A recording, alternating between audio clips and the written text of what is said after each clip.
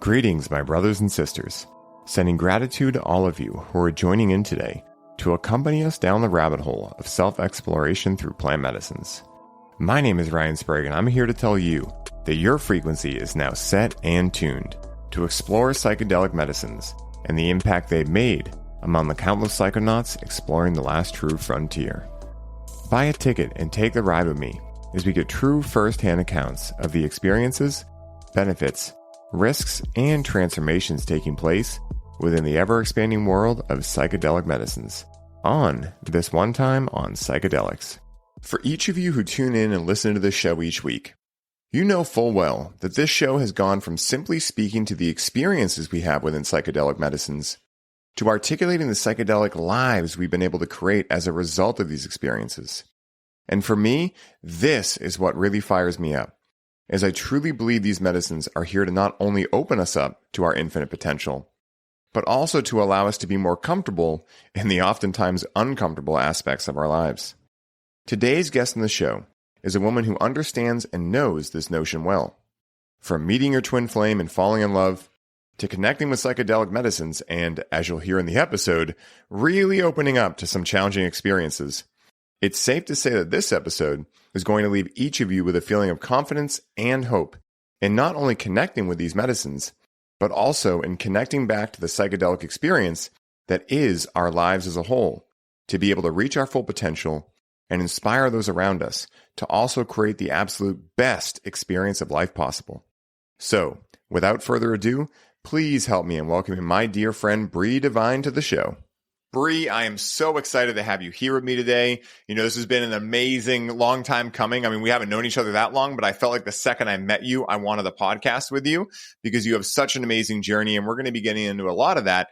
But, you know, where I always start these podcasts, right, for some context is obviously this podcast name is This One Time on Psychedelics, and we're going to talk about your psychedelic reality you're living, right? But before we get to that, you know, what, if any, role have psychedelics played in your life as a whole, right? If you connected with them before, I think we've talked about this a little bit privately, but, you know, tell us a little bit of like, you know, how you first got introduced to psychedelics, how you first got interested in living a different style of life, because no one that connects with psychedelics wants a normal reality, right? And as everyone that's listening is going to learn, Bree lives a very different reality from most people, right? And so I'd love if you could give us a little background on how you first got connected with psychedelics and what role they played in your life. Sure. Thank you for having me here, by the way. So excited to share my story. Psychedelics is something that I wasn't introduced to like my whole life until 2016. So pretty late in life for me. I had just left the Mormon church and met my twin flame, and he was showing me this world of psychedelics, and the first time ever. I didn't realize it at the time, but these psychedelics, I guess, were soaked in ayahuasca. This is going to piss a lot of people off who do these ceremonies. I didn't know the importance of it at the time. I didn't even know what it was until after I expressed the experience that I had to the person that gave that to us. And he's like, "Oh no, I gave you guys the wrong ones." That was my introduction. That was the reason why my life unfolded as it did with my twin flame. From that scared, can I swear? Oh yeah, you can totally. That scared the shit out of me, and I wanted to stay far away. And I ended up going on anti-anxiety medication until I decided that I would revisit and reface psychedelics to clear up that trauma. So, yeah. Do you want more details on that? No, this is amazing because, you know, really what the meat and potatoes of this are, right? Like this conversation is that trauma that happened in between that, right? When you first tried psychedelics and then when you got reintroduced to them. And so let's just dive in, right? Like, you know, you can start this wherever you would like to, but for everyone listening, like I said before, like Bree has a really powerful story of not only choosing herself, but also being aware of like how impactful this story can be to so many other people that might be going through similar things. And so wherever you want to start this story, I'm going to let you start it exactly how you normally do. But, you know, if you could share a little bit more about, you know, what transpired in between those times, right? Like I would love to hear. And I've heard this before a little bit, guys, and it is profoundly amazing. So yeah, take it away. Awesome. Okay, cool. So I'm deeply in love, with my twin flame, right? And I am so excited to have this wonderful experience for the first time. And within that psychedelic experience, I kept seeing these patterns pop up. And I felt like I was in these patterns that never ended. And it just made me sick. And I'm almost like experiencing it again, just talking about it. And I saw basically the destruction of him, of my counterpart. And we were about to be married. And we had met and got married in 30 days. So in between that time, I was having this experience and I felt this fear of losing him. And I came out of it knowing that what I experienced felt just as real as this reality, but I had to convince myself that it wasn't in order for me to go about my life. And the anxiety kept popping up. I just felt this explosion, like just like the world was going to end and that he would fall apart and I would lose him. And every time that would pop up, it just channeled me into a narrow decision where I had to take something for it. So I went on the anti-anxiety medication and things started to kind of resolve, take care of itself. And I didn't have these worries or negative thoughts and everything was at bay until I realized that I had lost my intuition. I had lost touch of like my sexuality. I lost touch of like everything that made me me and, the emotions that make women women. And I decided that I wasn't right for this. It just wasn't a match because I wouldn't get emotional. I wouldn't react to things. I wouldn't get excited. I would always stay in the middle. So I ended up meeting someone who told me about steeping mushrooms at like mushroom tea. And he was kind of like my guide Mm. in a way, I was in a sales job and he was my mentor and he was like, why don't you steep it in a tea and take sips and that'll just kind of like ease you back in like in a kiddie pool. Like, okay, I'll try this out. And so I did. And it seemed to work until I decided that I was no longer going to take these anti-anxiety medications. And so I weaned myself off of that.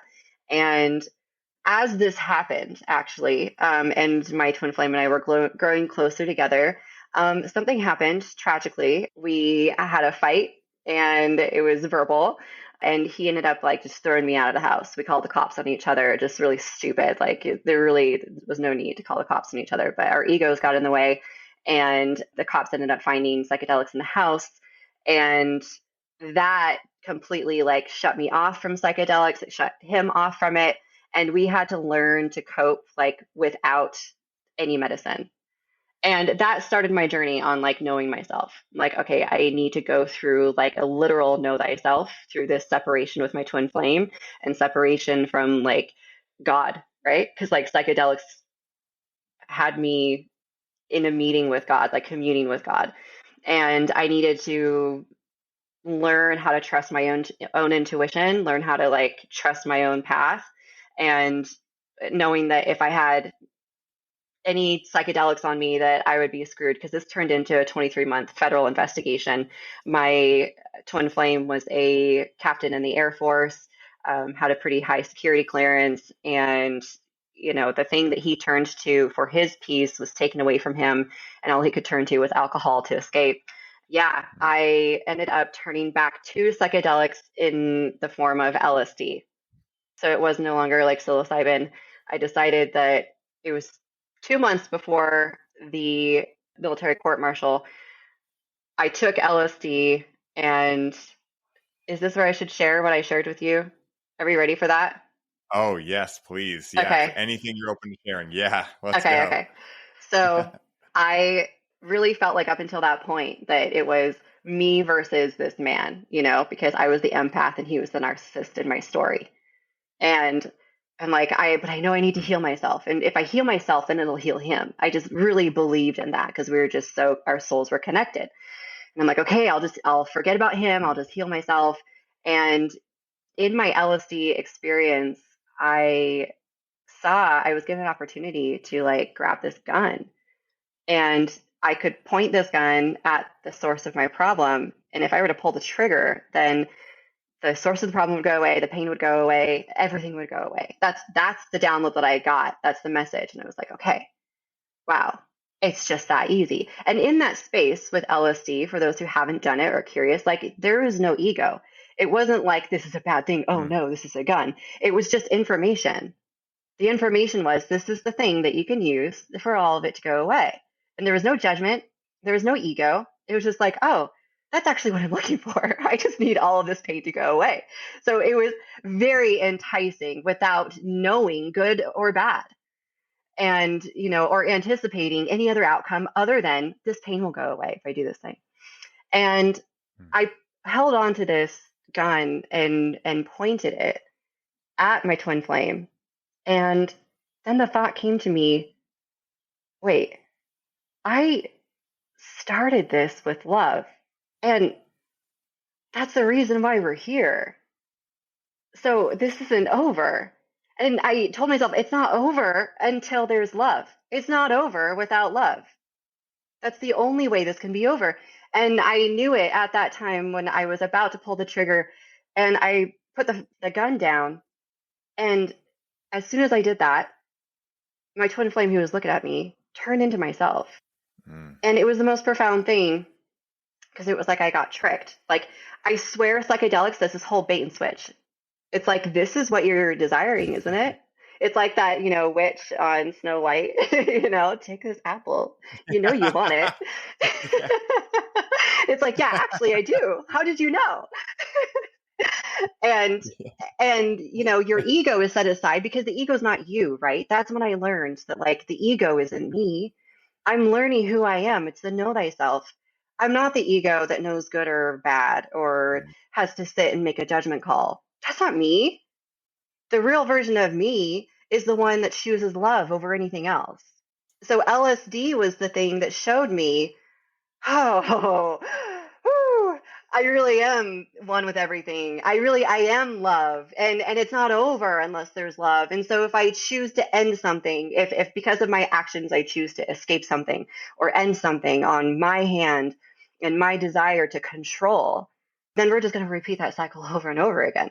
And I'm going to go back into that nightmare that I had when I first started this whole psychedelic experience that brought me to this tumultuous, decision-making moment. And from there, I actually saw that, okay, I learned this grand lesson, but now it's time to apply it. And that's what we call integration. Yes. So I'm like, I've got something coming up and it's a pretty big deal. And I was actually being coerced to testify against him in the military court martial because I was the kingpin to this entire case. I was like, you know what? I can't even choose. This whole time I was trying to choose, what choice can I make that would make his life easier? Or what can I choose so that he can have grace? And this whole experience taught me that speaking my truth or being my embodiment, showing up as me, is not, like, no matter the consequence, that's not choosing one way or the other. I'm not trying to control any outcome, just showing up and appearing as myself and letting life take its course just because I'm being me. Like, I can't have any attachment to any outcome or control anything. And that is what ended up happening. I got subpoenaed into a military court martial and I did speak my truth. And the crazy thing is in this story, I wrote these letters. I perjured myself to save him. That was the journey I was taking. Like, I got to save him. I got to write these letters, get him out of this. And they were all lies. These letters were lies. And when I was on the witness stand, the only thing that I had to fight against, there was no evidence that I'd fight against. All the evidence pointed to him. That, everything was him. Like, he drummed all this up. But it was my word against my word. The defense had my letters. And so I needed to show up as my truth, as an embodiment of truth, not having any weight or worry in any outcome or of my speaking my truth and letting go, facing my own words. And what's crazy is that I had to convince the jury that what I was saying was true today versus what I was saying in those letters over the last 23 months. Because if I was a really good letter writer and convinced the jury that what was true was in those letters, then I would have actually been prosecuted. So I would have lost and I would have So it was really me versus me, which reflected what I was experiencing in LSD. That's what LSD was showing me. That all of Mm. this is me versus me. If I'm going to go in the ring with anybody, there's no one else there. And so that was my integration point, where seeing them, like allowing the medicine to show me who I really am, when this whole time I was convinced it was me versus the other. And then I was led just a few months later into the scariest place on earth. Who wants to be in a courtroom? Yeah. And Yeah. yeah, and being a very convincing writer. I'm a writer, by the way. So being a very convincing writer and going up against your own words that you believed in at the time, even though they were lies, so that you can manipulate the outcome. So it's like, who's really the narcissist, right? Who's the one that's like trying to control? And yeah, so that is the that's the rainbow of the story, and we can go anywhere in between. Oh my God. I mean, Bree, again, for everyone listening, like I've heard this story before and it's still so wild to me because there's so many things about my own life that are so parallel. I took some notes when you were talking, like, it's really like, I'll kind of go in reverse order of my notes, but it seems as though when you had that experience of you versing you, it was actually in a way your ego versing your soul, right? Because your ego wrote those letters from a place of, I can manipulate this situation. And in that vein, like at that time, the intention was pure, right? But it was distorted, right? So it's almost like, if you have a distorted but pure intention, the purity is coming from a distortion, right? So yes, it may have been pure at that moment based on who you thought you were, but when you actually find out who you are, the things that you did from that point of view might be skewed. Like, I mean, a perfect example of this is alcohol, right? Like how many people do something on alcohol while they're drinking that they feel in that moment is justified, that they wake up the next day and they go, oh my God, right? What did I do? And so like we've all experienced this in one way, shape, or form, right? Anger is another example. Like, I've definitely had angry outbursts where after I'm like, hey, sorry, Rachel, that wasn't meant to come out on you, right? Like, and vice versa. It's like we have these experiences as human beings. And so I think that's really important to really put a focus on, right? That we're all experiencing these things, whether we know them or not. And if we get curious, right, of where we may have distortions or still have distortions in our life, there's a lot that can come through. And it's funny that this all happened for you with LSD because I feel LSD gets a very strange and confusing rap sheet. And for most people, like it's either the thing that they love or they despise. And for me, I've had my deepest and most profound realizations on any psychedelic on LSD. And I always joke that LSD, there's something strange with it because I've never heard anyone say, yeah, I took LSD and it was the experience I thought I would have. Versus, right, like even when people take big doses of mushrooms, like even when they take big doses of mushrooms, they'll say like, yeah, I had 5 grams and it was a powerful experience, right? They expect that. But with LSD, it's almost like you could take 3 tabs and have it be like, okay, that was cool. Or you could take 1 tab and have it be wild, and I've shared my stories on here before of accidentally taking 50 doses of LSD at one time. That was definitely an ordeal. And then I can think of another time too. The first time that Rachel ever did LSD, I brought her on a journey and she got stuck in what we call the waiting room, which is like, you kind of stuck on like a repeating loop cycle of thought where it was like, hey, did we take LSD? And then I'd be like, yes. And she'd be like, have you been out this far? And I'd say, yes. And then she'd say, we're not going to die, right? And I'm like, no, of course not. And then she'd go, okay. And then literally the next question is, wait, did we take LSD? And this happened for like an hour and a half. So I was like laughing during it, right? Because I knew she was safe. I knew everything was fine. And I've been there before, right? So I know like, it's just like, it was kind of cute to me, right? So we're sitting there and she's going through this. And as she's going through it, I can see like, there's this thing with Rachel where she's so pure. Like I call her my bright light because she's just so close to source. Like she's never lied. Like she just like is such a very deep person and very authentic and very honest. And so like I witnessed this as she was like saying it, like the innocence of like, wait, did we take LSD? Have you been out this far? Am I going to die? Like just like this like overwhelming sense of just like, oh my God, love hit me. And I literally like fell to my knees and started crying. I have no idea where it came from. I didn't feel it coming. It just happened. And she's like, what is going on? And all I could muster was like, you're just so beautiful. Like, and she like literally says it all the time. She'll make fun of me like, why? Because I'm just so beautiful. But it was one of those moments where like those things happen with LSD, and I have no idea why LSD has this way of doing that, where mushrooms will, like, I'm not saying other medicines won't do these things, like you can't cry or whatever, but it's very different in how it works. Like, it's almost like LSD is just giggle medicine until all of a sudden it's the closest to God you'll ever get. Like, it's like this weird parallel reality where, like, you can just go trip balls and laugh at a music festival, or you can literally meet God. And yeah, mushrooms can do that too, but LSD is kind of that thing where you get this little tiny dose of paper. You really have no idea what's on it. You take it, you fuck around, you find out type thing, right? And sometimes it's just like a fun giggle fest, and sometimes it was like, wow, I just met the creator. So very interesting about that. And the last thing I wanted to mention too was this idea of downloads, right? And, I've spoke about this before, and I've definitely had my own run-in with this, right? Where you get a download, and it's very easy when you're in a psychedelic experience to just trust the download, right? Take it at face value. This must be God, right? But it's really important to wield that discernment like you did, right? Because there's almost always a deeper meaning to a download.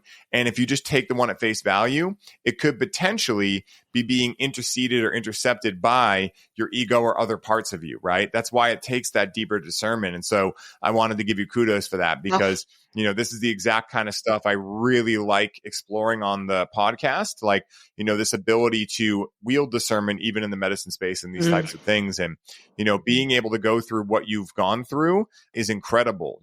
Being able to speak about this, this very traumatic event in your life with such grace is extremely powerful, and so I give you kudos for that. Thank you.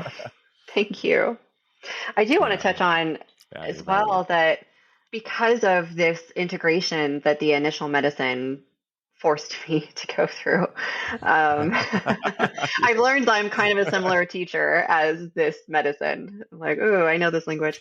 But the patterns were shown to me, and I ended up creating a philosophy, and it's woven in, it's like braided into my memoir.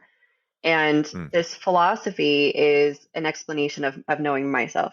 So I've been able to share it with others. Really early on, people thought that I was trying to change them, which maybe I thought that by helping people understand me, I was helping them, but it rubbed them in the wrong way. So I've had to, I learned over time that this philosophy is about me, and I think we all know that now when we talk about, Mr. Freud, Freudian this and that, we're like, that guy's a pervert. Like, he's just giving himself away. So it's like when these theories and philosophies come out, it comes from the mind. Of course, these are divine downloads, and everyone is, open to receive these on their own too. So I don't claim ownership of this philosophy because of that. But I do also believe that my interpretation of it and how I share it just reveals who I am. And so with this, know thyself experience, I've been able to show within my memoir, like, how I got to that point of being able to know how to show up authentically and speak my truth and break the pattern. Like, that was the first time in my life that I broke this pattern with my twin flame. And I feel like this topic bleeds into so many things with, like, some people are like, oh, I've got a twin flame. Like, do you really now? Like, be really sure, be really sure about that, because I heard people say, like, oh, I want to meet my twin flame. I wish I could meet mine. I'm like, really? You wish that you could tear every limb off of your body yourself and put yourself back together again? I wouldn't wish that upon anyone. So that's kind of what it entails. So just on the safe side, just call them your soulmate until you figure it out, 100%. Yeah. That makes perfect sense, like, and we'll chat a little bit later too about the mistaken term of twin flame being thrown around, but continue. Yeah. Okay. That's a fun one. We have to remember to touch on that. The philosophy that came through is called the 6 perceptions of love. And I think we can all agree here, those of us who respect psychedelics and the teachers, we may collectively agree that, love is all there is, and love cannot be put into phases or groups or compartmentalized. And I comprehend that. I understand that. However, we as human beings, when we go through our evolutions, like, we need ego, right? We need to know what excites us. We need to know what is not okay. We need to know boundaries. Like, so ego is very important. And so I feel, at least for myself, when I'm allowing myself to feel compassion for others and for myself, then it grants me a perception of love, because some people can only love to the degree that they love themselves. And I feel that that is revealed or can be explained in certain categories.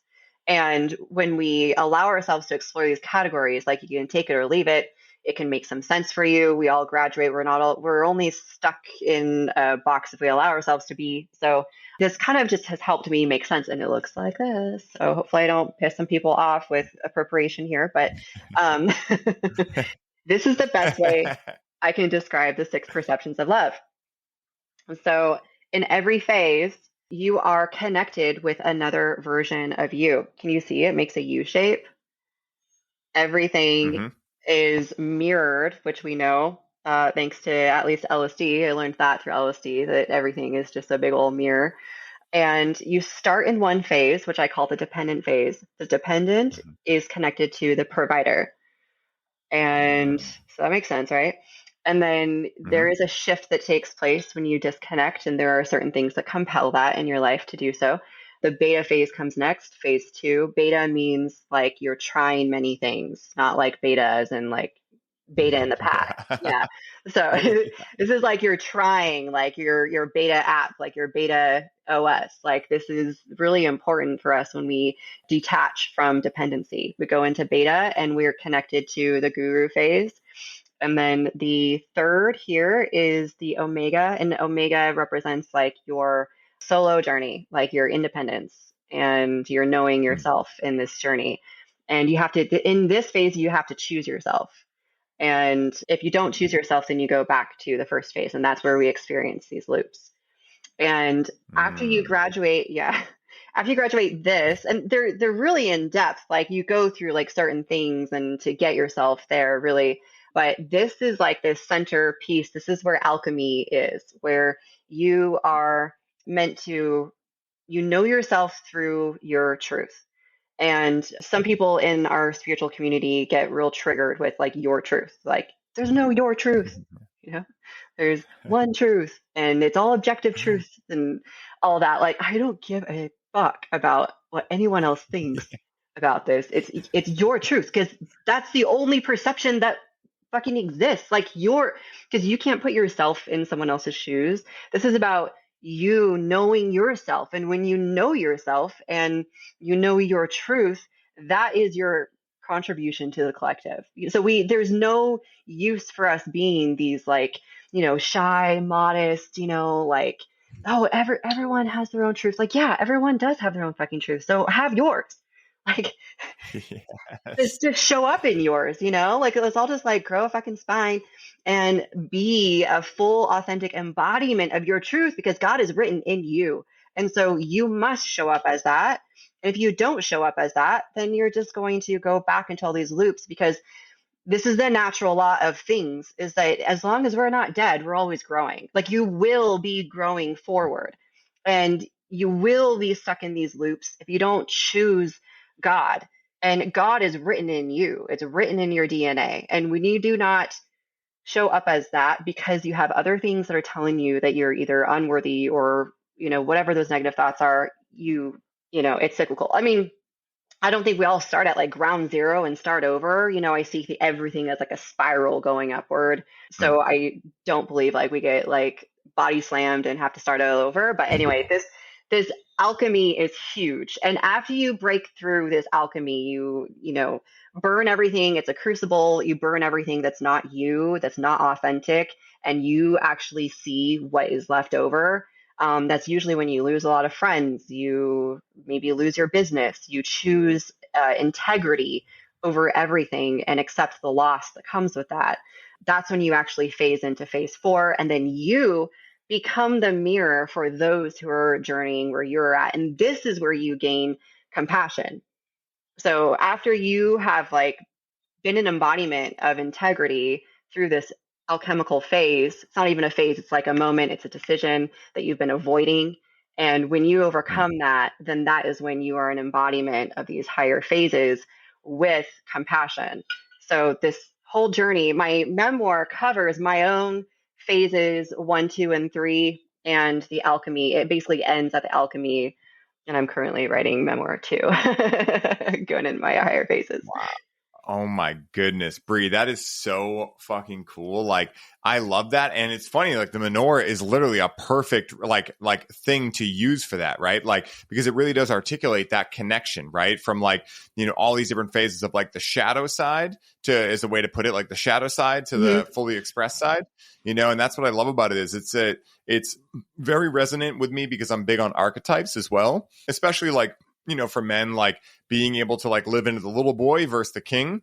It's a very big thing. You and I chat about certain expressions we see in the collective of little boy energy versus, man energy. And, women have their own, of course, as well. And it's funny because, when you were mentioning like this idea of choosing God, right? Or like, choosing yourself. Well, they're really one and the same, right? Because if we are the ocean within a drop, I know a lot of people get triggered when people say we are God, but like everything is God. How could it not? If everything came from one place, then isn't everything?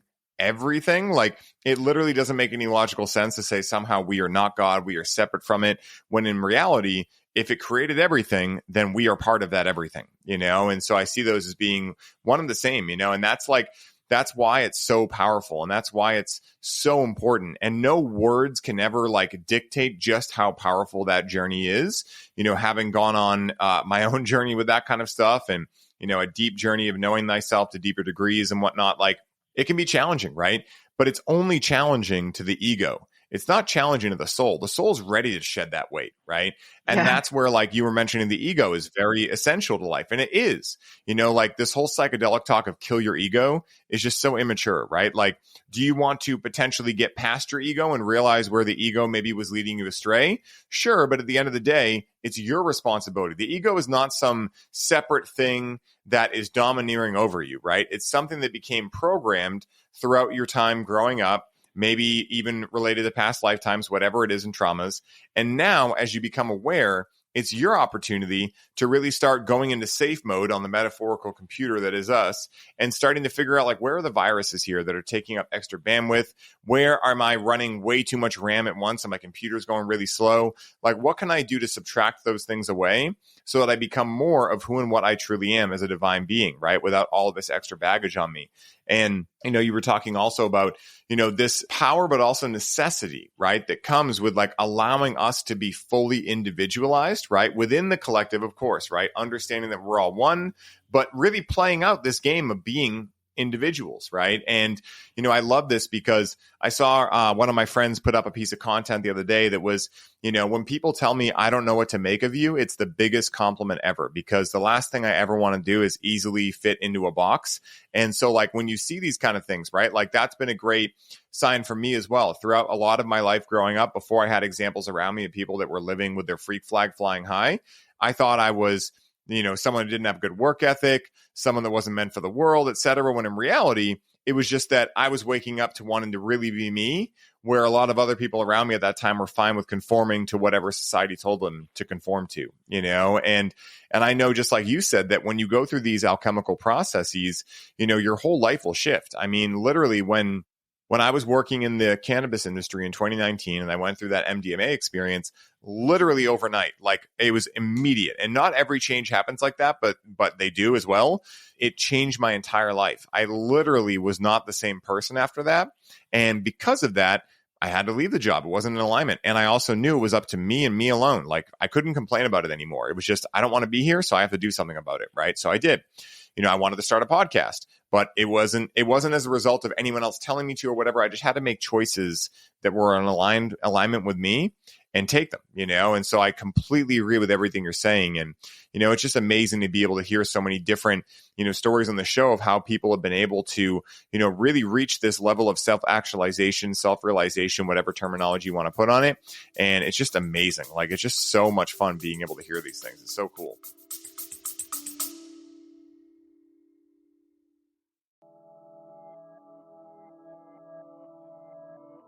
Hey, everybody. I hope you're enjoying the show. I wanted to take a quick moment to let you all know that the doors are officially open for the Conscious Cannabis Collective. And as such, this is the last week you can sign up and receive all of the bonuses we're currently including. This is the last time I will be personally onboarding those of you who sign up with a complimentary one-on-one session. And you'll have the ability to get the Grow with Cannabis course for free during this limited time. For more info on how you can take advantage of this offer, head down to the show notes for this episode and secure your spot today, as we only have so many spots left and they are filling up quickly. Now back to the show.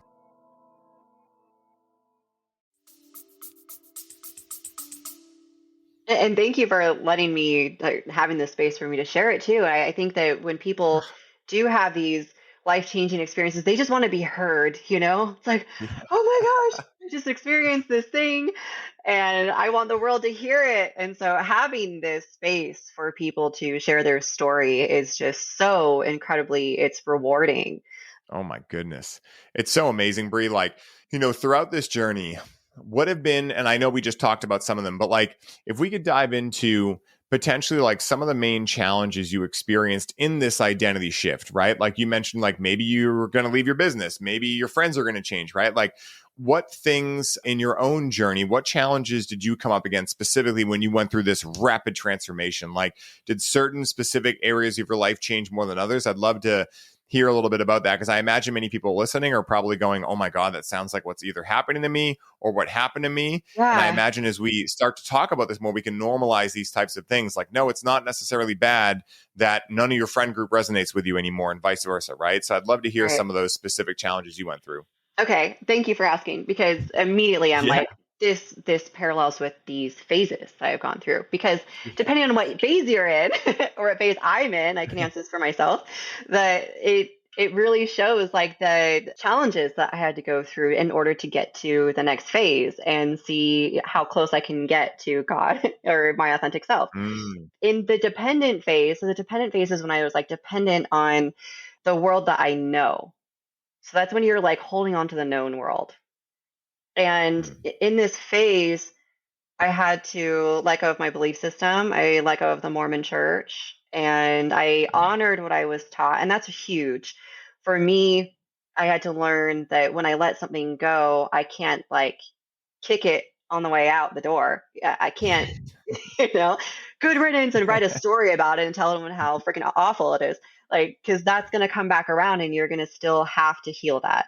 And so that was one of the biggest things for me, at least in this phase, the dependent phase, was to let go of things with honor and let go of Mm. them with love, and to honor where I am and to not try to be anywhere else, especially knowing that I had just let go of this belief. So that means I should be somewhere else. Like, oh no, I let go of this thing. I need to be somewhere. Like you immediately have to like attach onto something. So I think that was one of the biggest struggles that I had, like with my identity crisis in my belief system. And then Mm. in phase two, I think one of the biggest crises that I had was because I'm meeting all these in phase two, it's beta, right? I'm like testing and trying out all these things. And I had to learn to not attach onto a new belief system or attach onto a new way of thinking. I like learned about like veganism and stuff like, oh, that's like, I got to have my light body. I got to be like this or that. Like there are all these things that like I thought would get me somewhere else.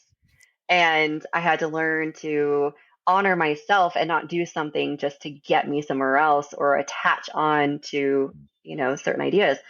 And then in phase three, I had to learn to really be okay because I always kind of thought of myself as someone that just like didn't really give a fuck what people thought about me.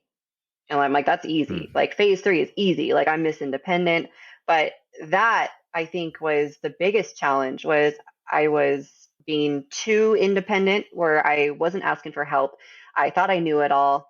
I thought that I had peaked enlightenment. I thought that, I had all the answers. And I got into my hermit phase and I'm like, oh, it's my hermit mode. I got to honor myself in the hermit mode, keep everyone else away because no one else knows what I know. And so I think that was the hardest thing for me is my ego in phase three. I went from an extreme of like latching on to all these different teachers and gurus and their teachings and trying to self-identify with anything that I thought would take me somewhere else to being so independent and just telling everyone to just get out of my life because I think that they're all wrong. And I finally have peaked. Yeah. So I think those are the biggest things. I think it was just like identity. I think that's the biggest challenge that I had was identity. That's a long way to answer that, Yeah. but No, dude, I absolutely loved that explanation because, I think for a lot of people, like they will go through these stages, right? We could easily say like, oh, it was just an identity issue, but like laying out what that looks like really helps people because I've seen this happen more than anything, right? Like this, what I'm about to say. And this isn't exactly what you said, but this is another way I've seen it happen. And this is more like rapid. So like what will happen is someone will take a psychedelic or something, right? Mm-hmm. They'll be in the experience and they'll they'll go through a challenge of some sort, right? And they will think they came out on the other side, but really what it is just their ego resurfacing, and now they're God, now they're Jesus Christ, right? And again, like no judgment, right? Like I imagine many people have had that experience, but the ego can really attach on to like, no, everyone else is wrong, right? Like, and it can almost be like a spiritual bypass again, right? So it's like that ability to, continue to be self-aware and like ask yourself, like, where is this coming from? Is this in alignment? It's not really a linear process, right? Like transformation or whatever you want to call this identity shifting, type process. It's kind of like this, it's just kind of all over the place, and then you get to a certain level where you can just observe the ego doing its thing and, be able to be from that place of the observer.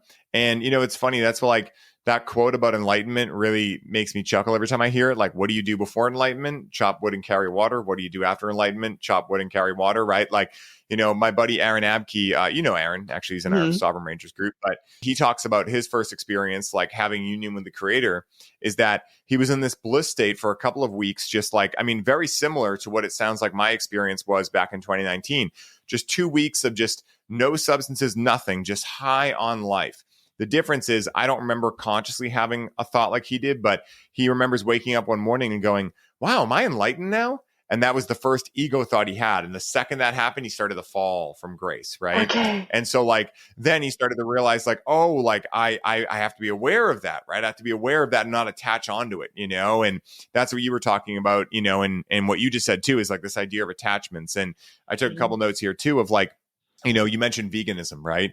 And this is like an age-old discussion among spiritual people, right? And, a lot of people are very like, no, you need to do it. And a lot of people were like, doesn't really matter, whatever. Some people are vehemently against it. Some people are vehemently for it, whatever it is, right? But what I've noticed is, I'm like, guys, we can't have it both ways, all right? Either we are the creator of our own reality, and so literally whatever we believe, we become, or there's a predestined set of rules that God made for us, which would completely outrule free will, right? So the way that I look at it, when it comes to these types of things and, yoga, spirituality, any of this is like, does it make you have fun? If so, follow that. If it's enjoyable, follow it. If not, why would you follow it, right? Like, and this is the kind of thing is that everything is subjective, like you were saying earlier, right? Like there is no objective reality other than I am. That's simply it, right? Everything is subjective. And that's where it's so funny when you come into awareness on this to not only look at like where I've done this in the past, tried to put like, my truth as an objective truth, but also like, because I've done it in the past, I can now see it everywhere. So like, social media is a perfect breeding ground for this stuff. You go on there and there's so many people trying to argue as if one side is objectively right. And especially when it gets into things like politics, whatnot, it just gets kind of crazy. But it's very interesting to watch that happen. So I'm glad that you articulated that, because it brought it up in me of my journey of like where like in the past, I thought I was coming from great intention, but I was unknowingly trying to push my truth on other people. These are people that maybe I saw were sick, unhealthy, whatever, from my point of view. But like, I'm trying to tell them, hey, you should do this for sleep and you should drink more water. And they're like, I don't want this. This isn't consensual, right? And so I had to realize that like, no matter what I do for myself, it's simply because I do it for me, right? I don't do it so I can teach other people. Now, if people decide to come to me and ask me questions, cool, right? But, I had to get over that in myself too, of like being like, pushing that truth on others, so I'm glad you spoke to that. I know it was a little bit different. You didn't articulate it the exact same way I did in terms of pushing it on people, but, that brought it up in me that I used to do that. So yeah, it's very interesting. I see this a lot with the vegan thing too. And you mentioned that, and I wanted to draw some attention to it that, it's like an age-old debate in the spiritual community of like, you need to be vegan or you're not going to reach enlightenment or the light body, right? And then there's other people that are just like, I'm not really sure what you're talking about, right? And, again, this is all opinion-based, right? Like if we live in a subjective universe and we are the creator of our own reality that we've been told throughout antiquity and every spiritual and religious text, then who's to say all of a sudden there's something objective, right? Like that's where people fall into distortions a lot, right? Like if veganism works for someone, awesome. Let it work for you. Go do it. But don't try to then tell everyone else that it's the only thing that will work for them, or they're not going to reach their light body or enlightenment. It's just like, it's such a thirst trap. And I see this stuff happening everywhere throughout, the world right now. And, I have been someone in the past that's done this with music or whatever else, like this is the best, right? And so it's funny, right? Like if you spot it, you got it, right? So I've been able to be humble enough to recognize why I see these things, right? But be grateful enough that I've moved myself through that period. And now I just choose to be the embodiment of myself. And if someone starts getting curious and asks me questions, that then shows me like, oh, there's someone who might be able to benefit from my teaching. The same way that if I resonate with someone that I'm looking to learn from, that's probably a good sign, So it's like, I think people overcomplicate this stuff too much. It brings so much emotion into it. So yeah, when you brought up the vegan thing, that definitely caused that little rant.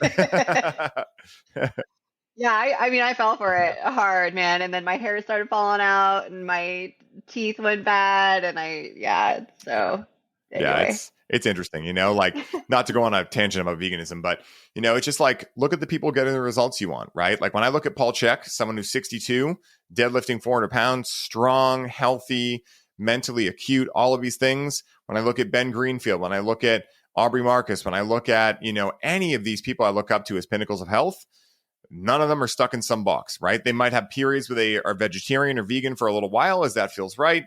They come out of that when intuition tells them, and they might utilize animal products. But that's like the thing, right? Like even when I'm talking about your relationship with cannabis or anything, it's like, yes, structure is great. Like if you're someone who has a very poor diet, it might benefit you to hop on something like veganism for a small amount of time and get some structure of eating higher quality foods. But ultimately, you always want to go back to listening to the body, right? Like really this whole conversation has been a conversation around you learning deeper and deeper how to listen to yourself, right? And also how to discern what voice is which, right? Like what's the ego?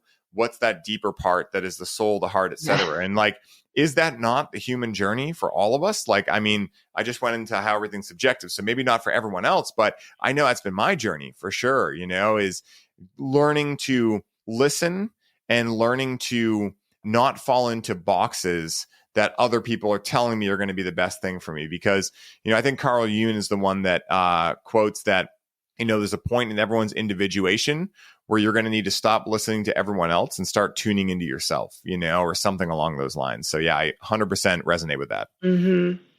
Thank you so much. Yeah, for anyone who relates to my story at all, I'm really thrilled to share a free ebook with you. I wrote all about the empath narcissist relationship. And that was something that I wrote when I was having to break down this whole like, oh shit, we're both the same thing. Like we're both the same one because we're just, the opposite sides of the same coin. And that I wrote this while I was healing that painful truth, having to accept that, if you ask yourself, who's trying to change the other person? Who's trying to help the other one so much and it turns toxic and, how many things are just so similar and paralleled. So I wrote an ebook and that's in my I have a twin flame Telegram. I chose to not be so active in it because it attracted people who made their stories all about their twin flame. And I think that that's something that would be fun to talk about is, what is really a twin flame and kind of characteristics of those who may, some signs to look out for in yourself if you, are on this healing journey, and remind yourself to get back to self. Stop talking about the other person. Your journey has nothing to do with them. Yes, 100%. Like one of my favorite quotes from my mentor, Paul Chek, which many listeners know of, is that if you spot it, you got it. Right. So like that perfectly articulates. And he always says, before you point one finger, realize there's three pointing back at you. That's really what we're here for. Right. Like God may be all knowing, but it is not all experienced, right? If it were, we wouldn't be here. And so really what God is doing, as I understand it anyway, is learning about itself, right? And who are we? We are also God. Everything is God. So we are really learning about the ultimate self through infinite different realities and experiences, And so like, if we can understand that, and again, simple, not easy, right? Like when you're in that trigger moment and like you have this thought, your ego is like, fuck that, this one's different. All right. Like, but like, Yeah. but like You don't know me. yeah, exactly. Like I know all the rest of them. I agree with that. But this time it's definitely the other person's fault. Right. And so like, being able to like truly come from that place of, nervous system regulation, being humble and just like being able to pause in between the triggers, like when those come up and start to be able to have that pattern interrupt of like, okay, what is this trigger showing me? What's it illuminating for me? Where am I blaming the other person? And this is where like, for me, cannabis has really come into play because other psychedelics, they send you out so far that it's kind of hard to have this kind of conversation with yourself while you're on them. Not impossible, but it's definitely a little challenging. Whereas like with cannabis, on the other hand, it's such an amazing tool. Say if you feel a trigger come up and you're conscious in your relationship with the plant, you can actually take a step back, connect with the plant, and really just immediately have that perspective shift of like, oh my goodness, I need to go and apologize. And now we have a great conversation we can have, right? Like Rach and I have these little, just tips every once in a while where one of us gets triggered over something. That's what we're here in each other's lives to do, is trigger each other into enlightenment. And so like, we'll have that come up. We'll talk about it after and we'll find some remediation in that, or dare I say remedy, to throw in a term from our other world that we're both in with sovereignty. But, it's like, those abilities are so powerful because like they really allow you to understand yourself and the infinite different probabilities of yourself, because there's so many like microcosm, macrocosm things. Like when you see the like whole view of humanity, right? And all the things that certain people do that maybe some of us look at and we're like, yikes, right? Like that's really damaging, or, all the war and horrible stuff that goes on. Well, that's also stuff that exists within us as individuals, right? And so like, where can I look at what's happening that's maybe challenging in the world and turn it back on myself and go, I might not be able to go help these people in this country with no money or whatever I have going on, but where can I help myself? And in doing so, help the collective shift, And so, yeah, I love this stuff. Mm-hmm. And I think that the best thing that you can do if you're feeling so rattled by world events is the nervous system regulation. Yes. It is huge. Yeah. I mean, when you're in a state of mind where you can make a decision when you're not in fight or flight, sometimes you have to, but we shouldn't be in fight or flight every day. So I think that those of us who recognize like, okay, this trigger should not trigger fight or flight. Like if I'm seeing this sort of response to a trigger, then that means that I need to like take care of my nervous system. And how do you do that? I mean, make sure you're getting plenty of sleep, getting 8 hours of sleep, go see a chiropractor, get a massage, take some mushrooms, just microdose, just start your morning off right, get plenty of exercise. Yeah, just create your own problems. Yes. Like go to the gym and lift heavy weights, solve problems and puzzles and, yeah. 100%. It's like anything, right? Like how do you get better at it? Reps, and I was seeing this on someone's profile earlier and I so resonate with it. It's like the reason why we practice being uncomfortable is because it's really the practice of being alive. Like, let's be real, like the human experience is pretty elite level in terms of difficulty, right? It would definitely be expert level if you were playing a video game. And so like, understand that like there are going to be things that happen that are completely out of your control. I mean, everything is out of our control if we really think about it, right? So like, if we can get used to, knowingly and consciously inducing periods of uncomfortability, whether it be ice baths, whether it be just doing nothing. I know for me, like just not doing anything and being is extremely challenging. It used to be a lot more, but it's still one of those things I work on, And so like being able to, whatever your edge is, be able to ride that edge is so powerful because again, like everything that you were able to articulate in your story, the ability to write your memoir and be able to talk about these things, right? That for some people could be so traumatizing they can't talk about, is because you've regulated their nervous system to be able to speak about them, And so, yeah, guys, it's super important for sure. Yeah. Yeah, you're right. And because those of us who are like, well, I went through something traumatic, but I want to share my story, like there are some people who do get beyond the, it's too traumatic to share, to the point where they just want to shout it off the rooftops, and they want everybody to hear it. And that's also a sign of, dysregulation too, because you can't just settle in. You can't just accept your reality. Like you still need to be seen, you need to be perceived. And and I'm saying that because that's what I went through, and so I see that now being echoed to me, where I'm like, okay, well, maybe I can offer a solution to that for others, because I've been there. And for me, the solution has been, when I can share it is when I have like shed that layer, I've shed that skin. Because if you're still walking around with that pain, of your story and your trauma, and you need to shout off the roof, you have this need where it needs to be shared, you're still wearing that suit. You're still walking around in that pain, and you're still letting it affect you. Yeah, it's crazy. It's kind of a weird, it's ironic, I think. I was like, no, I'm ready to let it go. I just need to share it. It's like, well, then shh. Like to share about it for a minute.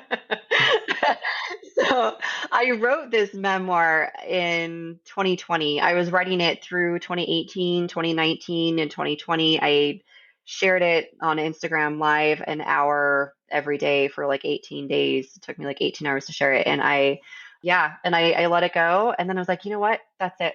I don't need anyone to hear it. I just had to get it out. So I like shook it off and I put it on the shelf. I didn't care to get it published or put it out there at all. And I worked on my nervous system, not knowing that that's actually what I was doing. Like, the thing I believe in is, if you are praying for peace, like peace of mind, praying for an answer, praying for guidance, you will be led to the thing that you need. I wasn't given the answer. Like my guides weren't like, heal your nervous system. I wasn't getting all of these things. I was being led to choose to nurture myself. And then in the space of nurturing and letting go and putting my book on the shelf for 3 years, I just let it go. I'm like, I don't care. I don't give a fuck about spirituality. I don't give a fuck about like sharing my memoir. I don't give a fuck about being a light leader. Like, I don't care about any of that shit. I just need to focus on myself. And I picked up hobbies. I became a rock climber and traveling the country and, putting myself out there with a new skill and building my own business, just focusing on myself, just laying low, working hard. And then it bubbles up, because like your true authentic self, it's like you end up shedding that skin, and you're like, oh, that version of me was so long ago. If someone asks me about my story, it's going to be like I'm telling someone else's story. This is so strange. And so that is the perfect place to share your story, because you're not sharing it with this with polarity. You're not sharing it with your own, I don't know, attachment to it even. Absolutely. So yeah, it gets to be raw, right? Like, it gets to be very middle way, right? Like, I speak about this often. We talked about polarity, right? And how like the whole world, and not the whole world, but many people, let's say, are stuck in polarity completely unconsciously. They're like veganism, carnivore, or Democrat, Republican, or this sports team or that sports team, right? Like, when's the last time you asked anyone who was really diehard for sports? And they were like, well, this team, I really like their quarterback and they're doing some really good stuff this season, but I like this other team, and then this team's got that. It's like, no, they're diehard one, because like, that's kind of what's been instilled in us, right? It's like, pick a flag and die on it, and so, yeah, it's 100% accurate. And, these kind of things are just so interesting, right? Like, I approach life as a curious observer these days, and just so curious, based on the fact that I know I've gone through so many of my own, like, shedding of these skins, and who knows, right? There may be more in there. I don't know, like, I have no idea, but being able to sit into a seat where I go, I know nothing. I'm just here to be a curious observer. I'm here to have an experience, And I'm here to, assist as many people as possible in my own mission, which is helping people laugh and bring joy to their life. But I think it's so beautiful to be able to share our stories like this. And, Bree, for those listening that are looking to find your memoir, I know you got it on Spotify, and also like all the other amazing things you do too, because there's a lot of stuff we didn't even get into on this episode that you're into. We can do another episode and talk about that stuff. But where can people find you? I mean, this has been so amazing getting to dive in with you and share your story with the world. But I definitely want to let people know where they can find you, connect with you, all the good things. And we'll have it in the show notes too. Thank you. Yeah. Yeah, thank you. I have these different personalities or faces on social media. TikTok is where I mostly talk about sovereignty and my journey with that. I do have some things about my twin flame journey on there as well. But TikTok is 6 Perceptions of Love. There are underscores between each word. There are a lot of fake pages. So at this point, I have over 80,000 followers. So go to that one if you see other accounts pop up. Instagram is BREE 2_ divine, DIVINE. That's how you can find me. And I have links in my bios, which will take you into my own Telegram. I have a sovereignty Telegram that's divided into topics, and a twin flame Telegram where you'll find my ebook linked in the files if you want to learn about the 6 perceptions and my take on this empath narcissist same coin philosophy. Oh my goodness, Bree. I love that so much. And guys, I'll make sure I have it all in the show notes too. And this has been so amazing, Bree. I always end with the same question, which is, if someone listening to this show is really excited now after hearing this to dive into psychedelic medicines in their own life, what is the one piece of advice you would suggest to them to allow them to have the smoothest experience possible with psychedelic medicines? I heard someone say this once and it really stuck. They said, when you get the call, answer it. And I know that in 2 ways. And in one way, I know that as like if you're feeling a pull to it, not just a curiosity, not like everyone's doing it. I heard I should, oh, maybe I'll gain enlightenment. Maybe I should try it. Like not that kind of thing. But if you're feeling this like pull, it just keeps coming up inside. And that curiosity just has you, it's almost like it's like a dirty little secret. Like you don't want to tell anyone. You're like, oh, I feel this like burning. Oh, like I feel like that's a sign, that's a call to pick up, and then pray about it and talk to the medicine. I would say like talk to it because you're getting a call from an entity, like from a living being. And so treat it as such and honor this invitation. And you pray, you speak to yourself and you ask, where is this coming from? And, I honor this connection. And then when you accept that call, it'll show itself to you. The opportunity will just show up in the most random of ways. And for those who are afraid and not sure about it, I say don't do anything that you're not sure about. And it's kind of like jumping out of an airplane. You're like, I planned on this.